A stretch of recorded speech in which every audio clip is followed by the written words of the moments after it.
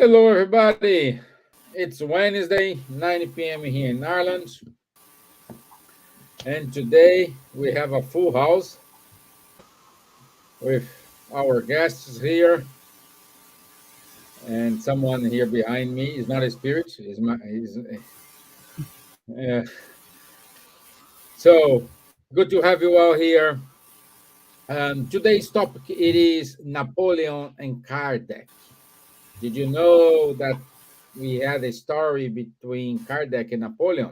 So stay tuned with us today, and we will tell you how this happened and what the story and how important was this for the planet evolution. But as I always say, I'm not alone. Thanks God. Thank God. Charles is with me, Silvia, and today a special guest, our dear Vanessa Celoni. Uh, and so let's start with our guest. Good evening, my dear Vanessa Celoni. How are you, my dear?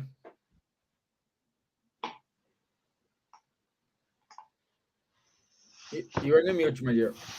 Yes, I am happy to be here with all of you in this beautiful program, Spiritual Light, and especially with the theme today. We begin the new year, and it's only the 10th day of the year, and it's worthwhile thinking about our reincarnatory plan, why we came to be on Earth right now, and through the experience of Napoleon and Kardec, we can certainly mirror ourselves and see where we are. I'm excited about this conversation. Thank you. Good evening, Miss Gibbons. I know you are a little bit sick, but thank you for being here with us. Hello, good evening. Good evening, everyone. It's my first time here. Looking forward to this year and something really good things to happen. And, as Vanessa said, that's a very important conversation because there is such a connection and it's a lot of learning for us because and some horrible things are happening. We are very aware of that. But also, we know that it's for new things to happen. So, although we are here in this moment, but there is a lot of hope for the future. So it's nice to be with all of you, Charles and Vanessa, that we hadn't seen for a while, and you, Stevan, and everyone that is there out there watching us. So participate, ask questions. That would be nice. Mm, Thank you. yeah, thank you. Bonsoir, Charles. Bonsoir Stevan, bonsoir, bonjour Vanessa, bonsoir Silvia. Hello everyone, good morning, good afternoon, good evening. Again, very happy to be here. Welcome back, Silvia. All the best for the new year. I think we told it already last week. And the subject today is quite strange, looks strange. Kardec and Napoleon. Both are French, of course, but let's see a little bit more about this whole story, and it's quite fascinating. I hope you will enjoy. Good, good, good. So, just for those who are listeners, please uh, put your comments here. If you have any questions, if you have any idea, please let us know. Talk to us. Let's let's make this a very good conversation. In terms of context, I just want to put everybody in which stage of the history we are. Okay, we are in 1799, more precisely December 1799, just a month after Napoleon was nominated the first consul of the France after the French Revolution. And this is good for us to understand where we are and what happened. In December 1999, a big event happened. Why? In order to guide, in order to alert Napoleon, because he was not following what his reincarnation plan was programmed. That's it. That's the context I want to give before we start to talking here. And I'd like to to ask, especially for you, Charles. You are the French representative here today.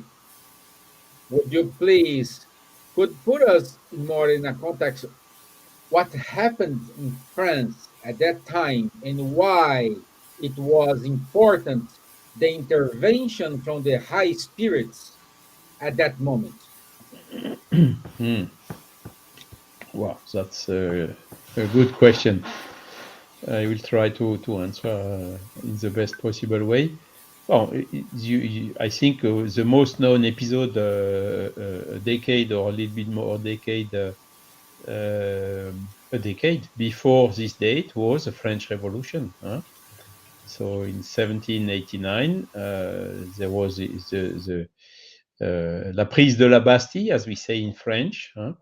And the kingdom was finished. Huh? And also this dominance of the Catholic religion, which was the only one allowed, authorized in France. For instance, to be Lutheran or Protestant or whatever was forbidden.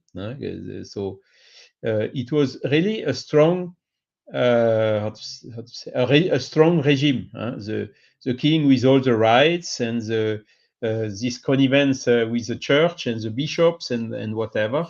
And this basically exploring the people, very few freedom, very few liberty. You had 95% of the people working hard for almost nothing, and only 5% or even less people with full of privilege or with all the money. So there was a American Revolution a little bit before, isn't it, Vanessa? A couple of years before the French one. And these ideas of liberties, of changing a regime, of going out of these monarchies and so on, was somehow in the air. And there was a lot of influence of French intellectuals in the American Revolution. And the American Revolution served as an example for many others, including the French one, more or less in the same period. So, of course, the how to say it, the revolution, there were a lot of good ideals, liberty, equality, and fraternity. Look at this, liberté, égalité, fraternité. So, if we would have fraternity today in our society and in the world, we would not be in a situation, as Silvia commented it a little bit during her first speech, with a lot of wars, whatever. With fraternity or brotherhood, of course, the world societies would be completely different, and that was already the ideal more than 200 years ago during that revolution. But as usual, with violence, there was a lot of violence, violence leading to other violence, different views. Ones wanted to be centralize the power in Paris, and the other one wanted more a federalist organization. And then, of course, the guillotine was working a lot at that moment, and we had a lot of people dying. And by the way, for the story, the parents of Hippolyte Léon Denisard Rivail, which was born, which we will talk about today, married in 1792, so very shortly after the revolution. And the grandfather on the mother's side, from Kardec, has been caught by the revolutionaries, sent to Lyon, and has been killed in the guillotine.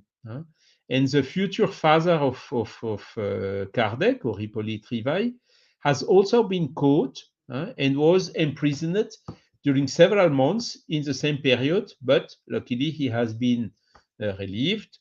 And otherwise, Kardec could not have this father, at least. Okay. So this is just to illustrate the violence who happened. There were also a lot of wars. Napoleon was at that time general of the army of Italy, French army on the Italian side, and won a lot of battle. And this is why he grew in position, because the revolutionaries needed to have good generals, and was nominated premier consul, as you explained it correctly, Stevan. And another small part of the story is that the father of Kardec was serving in this army of Italy, l'armée de l'Italie. So the father of Kardec knew the General Napoleon because he was a judge, military judge. So they knew themselves. This is on the human plan. But I think the rest of the story, we will now have to come back to this chronique of Umberto de Campos, given by Francisco Cândido Xavier, in order to understand a little bit better the plan the spiritually had at that time. Right, Thank you, David. Charles. Thank you. And now I like to go to our dear Vanessa, because this story was brought for us because of the Spiritist magazine in English. Vanessa has been published for years. I don't risk to say how many years, but it's years. If I'm in Ireland for 12 years, is almost nearly there. You know, and I'd like, Vanessa, if you tell us how important is the magazine for us, and why you, as an editor, decided to put this article, and what's the impact what's the feedback you're receiving from this article? So it's I'm gonna show you something, okay? I'm gonna show right here to answer the first question here. Look at this. How many years we have been doing this? 15. 15. See, I was not too wrong. 15 years we've been doing this work non-stop, thank God. And the latest issue is this one. It's so simple. I want to show to people. When you click here, you go to our partner MagCloud, where you can buy it if you want, or you can read the digital form for free. Okay. I'm just opening here just to tease you, to show how beautiful and easy it is to read. And what is the reason why? I just want to clarify that every 3 months, when we compile the every issue of the Spiritist magazine, we know Ben Franklin has been on the behind the scenes of it since our mediumistic meeting at the Spiritist site of Baltimore in 2007. when we used to do a newsletter at the Spiritist side of Baltimore, which was in the English Spiritist movement, the newsletter was a major mass communication among Spiritists in English. So at a mediumistic meeting, a a spirit mentor connected to Ben Franklin came and wrote recyclographed saying, "You need to make it a magazine. Don't worry about the resources because they will come." And this was November 2007. And then I remember some members of the mediumistic meeting, they laughed. They were like, how do you think you're going to do it? I said, I don't know. We just received the message. Well, in December, I had to go to Brazil, and I stopped by at the Brazilian Spiritist Federation because I was visiting the current president, who was not the president at the Brazilian Spiritist Federation, Rodrigo. I was in his house, and then we were visiting the then president of the Brazilian Spiritist Federation, the Secretary General then of the International Spiritist Council, Mr. Mazzotti, and one of the directors, Cesar Pérez de Carvalho. We were visiting, just visiting, and then they sat down and they said, "What do you think about doing the Spiritist magazine?" And I immediately recalled the message. And it's interesting why they had to stop by in Baltimore to write this message, because I think if they hadn't warned us that we had to do it, when they invited us, I would probably have said, I'm not so sure. But then once we received the message, I said, it makes sense. So since then, we embraced the task, and here we are. So I'm mentioning this because the works of the magazine come from on high. They always show me the cover of the magazine and the theme that has to be up front. And this happened to this latest as well, about Napoleon and Kardec, which is actually, as Charles said, based on an article, the chapter of a book by the spirit author Humberto de Campos, or Brother X, through the medium, the Brazilian medium, Chico Xavier.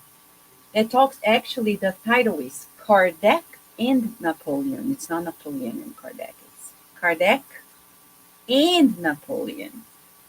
And when you go through the message, we understand the relevance to the current times on earth in every sense of the way, collectively speaking, and it's very personal.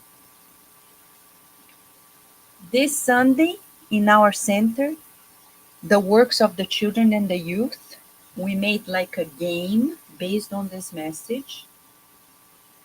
And we made a mini video for the children and the youth, because Luis Rivas published recently a book for children and teens, especially preteens, about Napoleon, Julius Caesar, and Kardec. So we used it to make a video.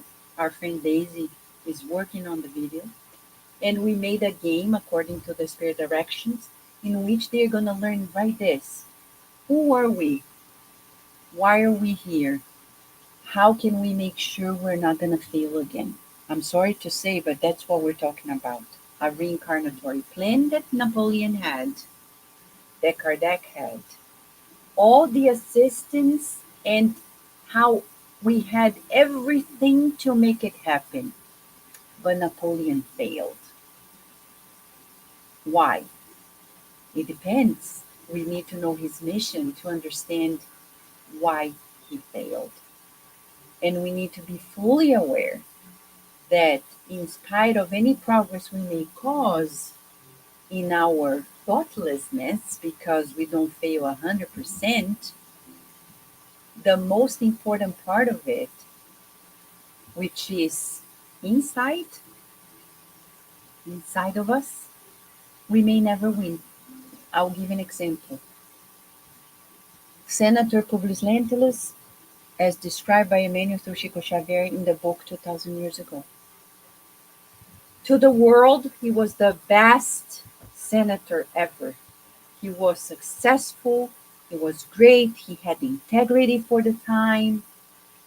And he says in the book, I failed. Why? Because the goal of that life was not to be the best senator, but to be a senator who followed and embraced the Christ consciousness. And he refused it. Same for us. Even as spiritists, I think this message is not only but mostly for spiritists nowadays. Why are we reincarnated? Are we reincarnated for the world to applaud us in our positions and then destroy the works of the Christ, but fulfill to make our name look good? Napoleon tried that way and he failed. So this is the main reason why the good spirits brought to us. And I love the article by Chris Loney, an American who writes about the Napoleon syndrome, because he says in an analogy, like Judas, he failed because of his vanity. Napoleon failed because of his vanity, because of his self-centeredness, his egotism, his egocentrism. And that doesn't mean we're not going to fail if we keep on focusing on doing things to show instead of doing things out of love. This is a parenthesis I want to bring before I pass the word here. I have been discovering this through lots of studies in Spiritism, that it's not so much what we do that matters, but how we do it. It's not so much, oh, I give classes, I give talks, I give courses, I write books. That doesn't matter. What matters is, how do I do it? Do I do it out of true love and empathy and compassion, feeling that fraternity inside of me, solidarity inside of me? Or do I do it just for show and then deep inside I'm empty? And I've seen a lot of spiritist workers, practitioners, getting tired, stepping out because they are not doing it with feelings. And it's just like Napoleon. He was doing it for a show. And I love Napoleon, I tell you the truth. I don't know, I love him. I watched the movie. I don't know if you watched the movie already, but the movie, I don't agree with the take because they were kind of brutal on him in so many instances. But I think it portrays the main message that Umberto de Campos says. At some point, the British general looks and describes him in precise words that we see in this message by Umberto de Campos. His pride, his egocentrism took over everything, and he didn't fulfill his mission in that life, which was directly connected with the plans of the governance of the earth of the Christ. Right? I'm not going to spoil the rest of the story for those who are here for the first time to understand why Kardec is in the story with Napoleon, right? As Charles said already, was a teaser. Materially, there is a connection, but spiritually, wow. It's a wow for us to know the relationship between Kardec and Napoleon. And when we see that Kardec seems to be a seamless figure in the world, and then we get to know the message that he was way above Napoleon in so many instances. But I won't spoil because we have so many friends here to contribute, right, Stevan? Yeah, thank you. Thank you for the introduction.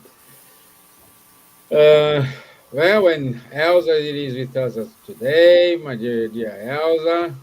Thank you for the efforts, my dear. Thank you So, very yeah, yeah. So I don't know, Silvia, if you just watch us or you risk to talk. Um, I'm sorry, I've been having a lot of problems with the internet, so I'm on the phone now. If it's not too long, but I could listen to Charles and Vanessa all the time. But if you want to say me to say something, I think I can try. Okay, we are eager to listen you. Well, I think this is such a lesson for us, because the time that he's talking about Napoleon, and it's very interesting how Umberto de Campos brings it, the story of Kardec and Napoleon, and the connection and the mission that Napoleon Bonaparte had, uh, to allow the consoler that had been promised by Jesus that would come to the world. So, to prepare the field for it. And he failed, because, I said, pride. Um, and actually, yesterday, I was studying some things in the Medium's book, and they're saying one of the biggest problems that a medium has, and of course, as we are all mediums, but I think applies to everyone, is the question of pride. And it's so very difficult to deal with, because most times we are not conscious ourselves of the level of pride that we have. So this is one of the easiest things for us to not do what we need to do as well, because we begin to feel that we're better and superior. And also it's an opening door for us from the spiritual world to be taken to roads that we didn't really mean to go, and forget our own. And this is very, very important, because Napoleon Bonaparte, he had such a mission to fulfill, after the many centuries that the French people suffered, and the difficulties and the poverty. The revolution was almost like a solution, because there was nowhere else, no way that they could come out of that. But everything, the ideas, everything was completely transformed and went in that completely wrong way. And the people not only were suffering before, but suffer even more afterwards, because then not only they had the poverty, but they had the war. And I think also the way the whole thing transformed what was, I think Charles usually quotes it very beautifully: fraternité, equalité, and Fraternité. solidarité. Liberté. Yeah, fraternité, liberté, équalité, n'est-ce pas? Liberté, Um, égalité, fraternité. Thank you. So that was supposed to be the the work in the field in which the consoler had to come. But like with everything else, Napoleon failed, and like we do many times. I mean, we don't have that kind of mission, but we all have one to do.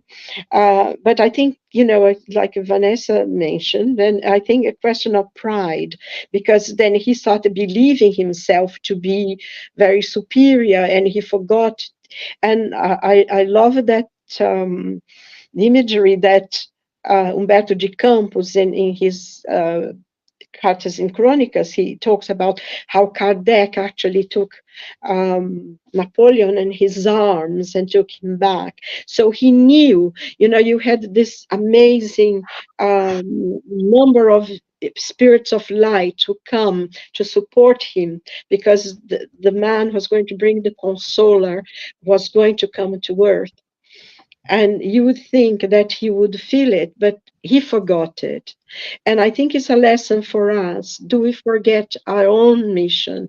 Do I forget the one work? You know, sometimes when we have something to do and we think, oh, maybe, not that important. It doesn't matter, because everyone is important, because it's like a huge jiggle puzzle, and you have the big pieces and the small pieces, and to each we have a piece. And if a piece, even though it's a small one, is not done, the picture is incomplete. And I think that's one of the lessons that I feel that for us, and how important it is, because in many ways we are very much like what happened with the French Revolution. We're seeing things around the world now, fighting for power and the destruction of people's lives, and almost the complete ignorance of most people is quite shocking. And I think one of the problems is that we seem to have lost God. We have lost God from our hearts. And there are so many different gods now taking the place of the God that should be in our hearts. And for us as spiritists who have this experience and who have this learning, who know about the consoler and what it means, we need to be really very sure of what we are doing, the dedication we need to do to the work. And it doesn't matter, small one, big one. I think Vanessa was talking about talks and things, but if I need to go to the Spiritist Center and sit there and help with the coffee, I'm already doing something, and I think we need to be very sure of and really hold on not only to the teachings of the gospel, but also to the basic teachings of the Spiritism, because they complement the gospel. And I think for all of us, really go back to the teachings of Jesus and try to learn humility and try to learn service to others and to do our part. It's very, very important. I think what is necessary at the moment in this madness that the world has become is for us to create our own focus of light, small little pieces of light wherever we can. And it comes to mind, I'm going to finish soon. I remember when I read this André Luiz book, I think it was Nosso Lar, that they come to Europe, the spirits come to Europe, and during the war, and everything is so terrible, and they come into England, and they are in Bristol, and was a terrible, the city was being bombarded at the time, because like Britain, Liverpool were cities that were terribly marked by bombs, and they would bomb them terribly night after night. And there was completely darkness, and the spirits were there, and they saw this focus of light going up to heaven. And they said, oh, we need to go there. And they followed and went to the light. And it was a small church where people were actually together praying. They were hiding from the bombs, but they were praying. And their prayers were so strong that could lift this light into heaven. And the spirits who had come could rest for a bit, could help, renew their forces and their strength. And I think that's what we need to do, create this focus of light in our homes, with the gospel at home, in our spiritual centers, and really try to make the effort to go there, to be with other people, to be unified, to be close.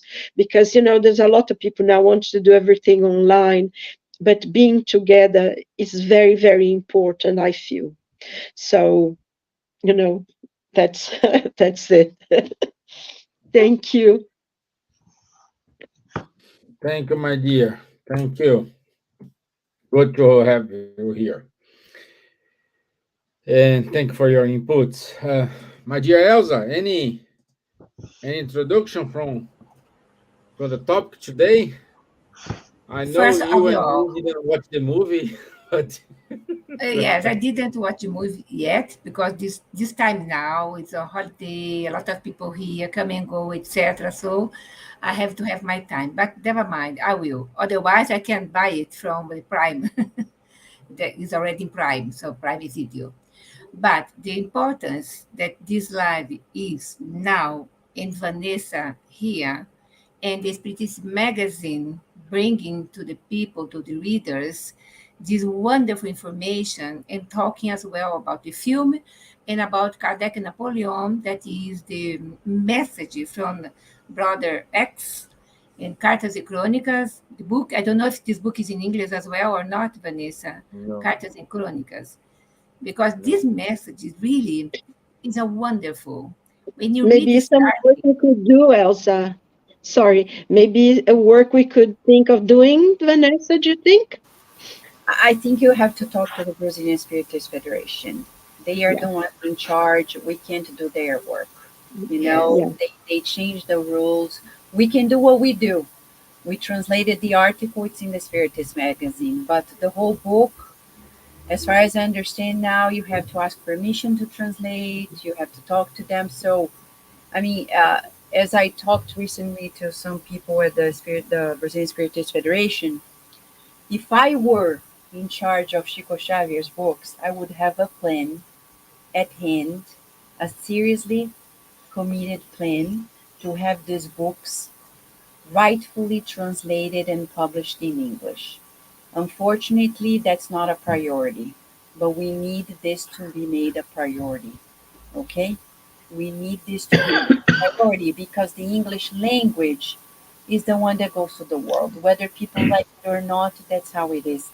But it's not on us. We are not in charge of it, unfortunately. We can translate pieces and bits and pieces here, but not the whole book. I mean, the whole book has to be done by them. but it's something that we can think perhaps in the future. We don't know. But this particular message that is in the Spiritist magazine, no, Vanessa, the entire message in English, is a history. It's so important starting from the 17th of Brumaire, 1799. So starting everything, and Brother X comes saying things that for us, not for only Brazilians, not only for English or Irish or United States people, it's for the entire world. Entire world can receive benefit from this message because say about Napoleon, Caesar, about Socrates, about everyone, every spirit that was there in this meeting when he was preparing Kardec to reincarnate. And also, Kardec, at the end of the message, took Napoleon back to his physical body, the spirit. So it's touching message that is really can show to people after this live here. Perhaps we can display the live, the entire message that Vanessa translated to English, that can everyone can benefit from this message, this live, and this information. What do you think, Charles? Yes, absolutely. And I was amazed when I discovered this book and this article. Luckily, we have it translated into French, thanks to this huge effort done by our dear Nestor Mazzotti, when he was president of the Brazilian Federation. And that time, really, we had, luckily in French, so a lot of good translators, and we have something like close to 100 books of Chico Xavier translated into French already. Thank So God. including this one. And this story of Napoleon really touched a lot of people here because the way it is written, the way it's really something that touches a lot the French people who are reading it. Mhm. And but there is also an idea generally saying Napoleon failed. Yeah, he of course he failed. His selfishness, his pride, He wanted to govern not only France but the whole world. And okay, until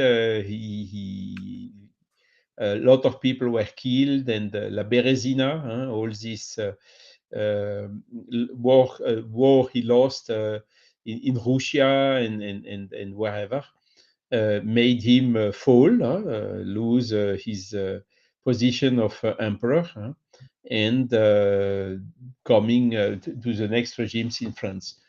Nevertheless, he has done a lot of things, a lot of very good things. For instance, he has reformed the French state, how to say, administratively. Still today, it's quite close to what Napoleon has done. Napoleon has also written the civil code, so-called Code Napoleon, that is used until today as a basis for all the French legislation. He has done a lot of other good things. For instance, he has also reformed and simplified the French language and grammar. Huh? And it seems like this, okay, well, but so what? Huh? But you take the book of Kardec, written 1857, the Spirit's book, you can read it today with just a few words who have a little bit changed the meaning and so on. You can still read it exactly as it has been written. Try to do this in German or in Dutch or in another language. You will see the people from today are not capable anymore of reading the books of 150 years earlier. But thanks to Napoleon, in French, this is possible. And we have the books of Kardec still extremely clear with the meanings. We have the dictionaries of that time, and there is absolutely no doubt about the interpretation on top of the clear language Kardec used. The language, the French language, was very stable after Napoleon. So he has done a lot of good things. But, okay, he failed. Well, but one thing is sure, Kardec did not fail. He went to his mission until the end, leaving us for these 5 books, which are the Spirit's book, Medium's book, Gospel, Heaven and Hell, and Genesis, containing in extremely clear terms, very, very stable, this new paradigm, Spiritist paradigm, which is based on a reasoned faith and taking the best out of religion, which is the moral laws, taking the best out of science, which is the methodology, and putting them together in something new that is still misunderstood today, which is the Spiritist body of knowledge. So he did really his mission till the end. In spite of these failures of Napoleon, what must happen happens, will happen, and that because God knows everything, and the plans of God, we cannot, they cannot fail. They are secure. So really, I think it focuses on this episode, which is absolutely fundamental to understand better what happened at that moment. Yeah. So just for everybody to get a context, as we said, in December 1799, we had this meeting in which many important spirits were attended the meeting, and some incarnated spirits, such as Napoleon, came to the meeting, and a messenger came to Napoleon, and the intention there is kind of give awareness to Napoleon that he wasn't fulfilling his his mission, and one of his mission was to prepare and spread the égalité, fraternité, equalité to all the world. So even though he failed, we have so many benefits from it.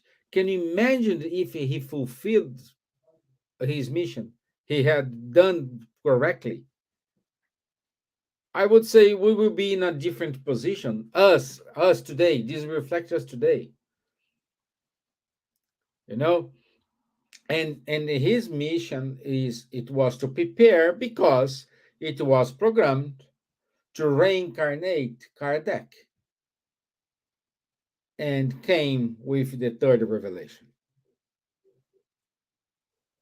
So I'm just telling you why we are saying all this because that's the message.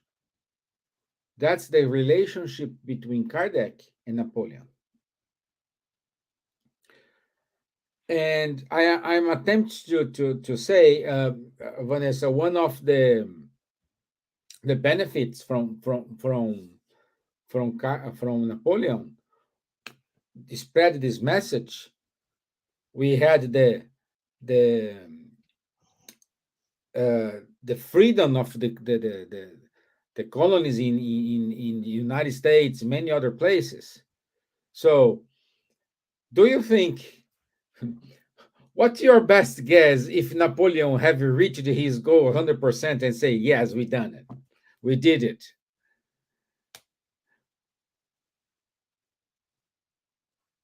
Yeah, you're in a mute, my dear. It's hard for me to say. It's hard for me to say where we would be, but as you said, we would be in a better position if he had taken it more humbly. Which I confess, when you watch the scenario, who was humble at the time? Huh?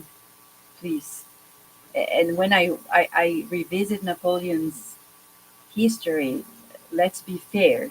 I'm not justifying his mistake, but I'm saying, was everybody else very nice and friendly and so? No, the British were brutal, and they were brutal.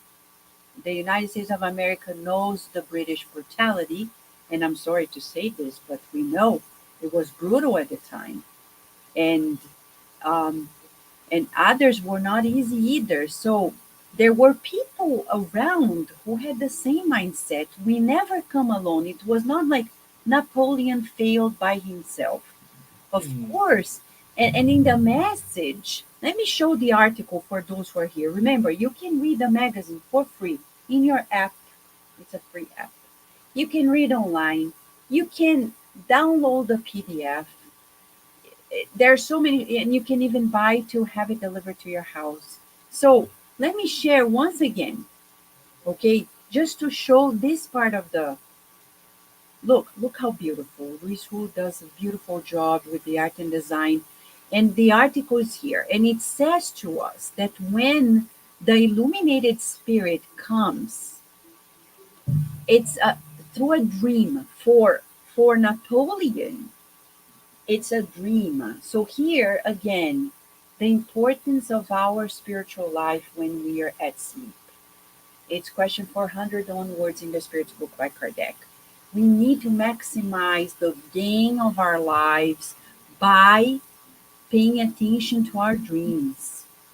He didn't know what to do with the dreams. So basically, through that dream, he was being reminded by the governance of the earth saying, look, remember when you were Julius Caesar? You made a mistake. Now it's your new opportunity because Julius Caesar had an opportunity. He was the greatest at the time. The goal of Julius Caesar, the reincarnatory plan, was to unite the people at the time, to disseminate one language, the Latin language, to prepare the grounds for the coming of the Christ later, and more easily spread the message out. He failed. He was given another opportunity. 18 centuries later, he comes back as Napoleon. It says in the message, it says, remember, you were born, and the Spirit says, you were born in an island. So you take it down on your pride. And I see so many people nowadays with this pride of nationality, etc. So we still have those things. And Napoleon, in order for him not to escalate, he was born in an island in Corsica. And he was given a position to help, and he was very instrumental, as Charles reminded us. Not everything is wrong, but the main thing he forgot to do, which was to unite people around, and let me say this, the French language, through which the message of the Christ through Kardec would go farther in the world. He didn't succeed in that regard in some instances, though he conquered a lot of grounds in some other ways. Nothing is 100% failed. But I like to read this message to think of us. We're here now. Some things we failed then, we need to do right. Some things we needed to redress and show that we learned. And everything we do is also for the collective. No matter how small we are, no matter how unknown we are in the world, it doesn't matter. What we do impacts everyone. And the question is, how much of Napoleon do we have in us? Because the spirit that comes in the message says, do not think that your victories in the battles are due to your wonderful strategies. No, they are because we are here helping because of this bigger plan. And friends, how often in our daily lives we think we got a new house, we got a new job, we got more money because we deserve, we're so good to God. That's wrong interpretation.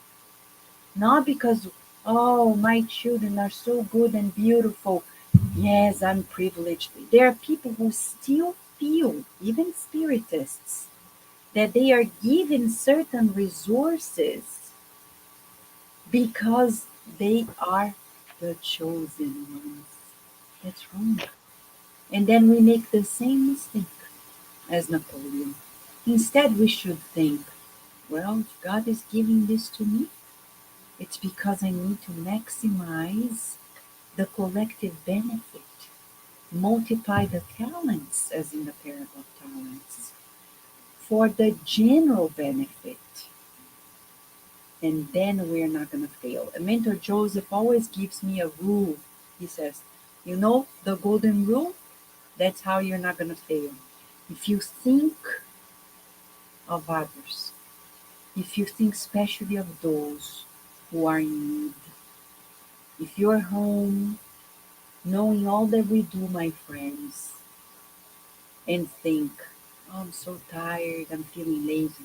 Don't do this, because there are people who are in their homes, in their jobs, at hospitals, at prisons, at shelters, who don't know what we know, and if they knew where their lives would be better, the least we can do, the least, the very least, is to share. And instead of having this take mentality, it's the giving mentality, which was not in Napoleon's mind. And the people of his time, we can't say Napoleon alone. It's Napoleon and the crowd around in all the countries that were either against or in favor. And as a whole, we bet we didn't succeed at the level that we should. But let's compare here just to complement this. Look at Chico Xavier, opposite of it. Somebody who was also born in a very small village, now a town, then a village, Piro Leopoldo. Why did he succeed? His The reincarnatory plan was for him to psychograph 30 books. And he did the opposite. He did almost 500. Why? Humility. He never took charge and said, it's mine, it's because of me, because I'm great, because look at me. No, he's always said, it's not me, So that's a good reminder for us. And why did Kardec didn't fail? Because he was grounded. And look at Kardec's works. What I admire the most in Kardec is his educator's personality. Because when you're an educator, you think of others first. You think of, let me share with others so others can grow, can progress. If Kardec seated on his chair saying, wow, these are amazing things about the spiritual life, and kept it for himself and his friends, we wouldn't be here today. But because he thought of others first, he sacrificed his personality. He didn't want anything for himself. He never thought, what can I take from it? What can I gain from it? Instead, he said, how can I help others? Unlike Napoleon, two French men, and stories for us to really inspire in this new year, right? To inspire us and say, get rid of this silly ego and let us think of the general good. We're never going to fail this way. Thank you, my dear. Thank you. Um, Charles, any wrap up message because we are already almost 10 o'clock. So I'm talking here for age. I don't mind. I don't mind. Yeah, it's very nice really to have this complementary information coming from our dear Chico Xavier, and it's really amazing and showing, how to say, culturally, in the Latinity and so many aspects and details. And uh, what's also amazing for me is to see when you see the list of participants to that meeting, you had Jewish, you had Oriental people, you had Muslim, you had a lot. So in the spiritual worlds, all these good spirits are all together. Huh? And it's something fundamental that we have to learn here on earth, that we are all brothers. And to stop with these wars, with these rivalries, and thinking we are the best, or we are the only one having the truth and whatsoever. No, we should stay really humble, and follow the example of these big missionaries who came to the earth. And I think Napoleon, albeit he failed, of course, he made a lot of mistakes, as I told, brought a lot of good things as well. And let's see. We don't know if he had another reincarnation since that one, but it's probably a spirit which has a bright future as well as every one of us. Great. Thank you. My dear Silvia. No, it's just was very instructive today. There was so many information, and I think it's a point, that Charles said, and Vanessa and Elsa and yourself. There's things, a lot of things for us to meditate, and I was just reminded that in that meeting, Beethoven was in that meeting as well, wasn't he? And Yeah. he was the one who wrote, this wonderful symphony, the fifth, which is called The Emperor, and in homage to Napoleon. And then afterwards, he felt so betrayed by what he was doing that he said, "No, it's no more." But it's one of Beethoven's best symphonies, the fifth, and of course the piano concerto as well, which is called The Emperor, which is absolute magnificent. So he inspired great things, and like anyone else, like us, he made mistakes, and because his mission was much bigger than many of us, can see more.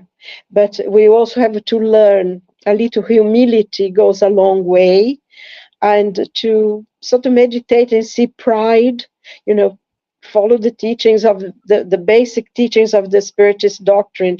And in the Medium's book teaches us so much how to analyze ourselves and, cut this pride that is really very vicious and toxic.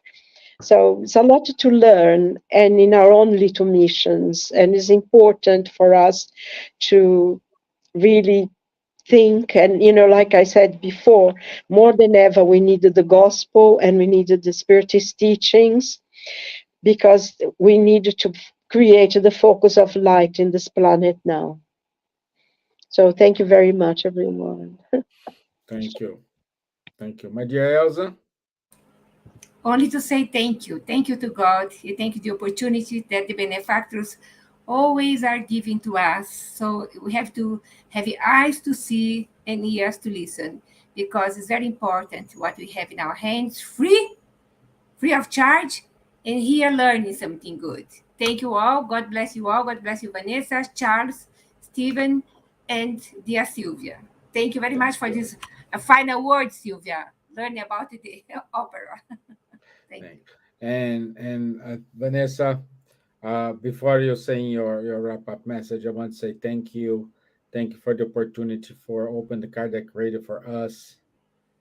Spreading the the spiritism teachings all over the world, because we don't know where it's gonna reach, when it's gonna reach. But I want to say thank you, and it's been a pleasure for us. We are going to our third year in a row. We are 30 year, yes, 30 years. So thank you very much. Congratulations to you guys. I love this program. It brings so much information, and the unity amongst the European Spiritists is so important. So people are reassured that we're not alone. There are many of us, and as you're saying, it's gonna reach, and it's reaching so many people. So many people. Next week I'll turn 26 years in the United States. I've lived longer in the US than in Brazil. And I tell you, Spiritism is growing stronger in the world than 26 years ago when I started observing it. So it's growing places, and this program is certainly helping many people not only understand that we're not alone in our knowledge, but learning to share, learning to make it so fluid in our conversations. It's so natural that, when we least expect, many more people will join us. And that's why we need to be prepared, because they want more. They will want more. And that's why we keep doing the magazine, for when the time comes for greater understanding, people will have the materials at hand. And Kardec Radio is also here. By the way, Kardec Radio, I want to say, our YouTube channel is there. There is a friend who has been diligently organizing the playlists. We have almost 9,000 videos, podcasts, and it's the greatest source of information available in Spiritism, together with the Spiritist magazine. So it has everything we need, from interviews to children, teens. We have about books. There's so much at hand. And we invite everyone who wants to come, join, write a message to us, kardecradio@gmail.com. If you have an idea about something, if you have a suggestion, let us know, because programs like this, they need to stay. They need to stay and bring more, because everything the spiritual light brings is really deep and deeply inspiring. I want to thank you, Stevan, Elsa, Silvia, and Charles, for everything you've been doing. Thank you. Thank you, everyone. So thank you, everybody. We have many people today. Um, our friend Ruben de los Santos in Uruguay, Erica NG, Lou VM, our friend Marco Davis, Danny Art, our friend Munir, Luciana Tezin. So thank you. More people, more me. Stella Puig, Chris Helt, Ricardo Teófilo, our friend Cícero Andrade. So it's wonderful to have you all here with us today. So next week we'll be here again, 9 o'clock. We haven't decided the topic yet, but as soon as we agreed on topic, we will share on Facebook. Also, don't forget on the 21st of January, Charles is gonna give the second part of his talk about Camille Flammarion. The first part was amazing, good to know all those things about Camille Flammarion, and now he will come with the second part. And on the 28th, he will finish with the third part. Okay? So, my friends, thank you very much. Vanessa, Silvia, Charles, thank you. I wish you all a wonderful evening, and I'll see you next week. Thank you. All the best. Good night.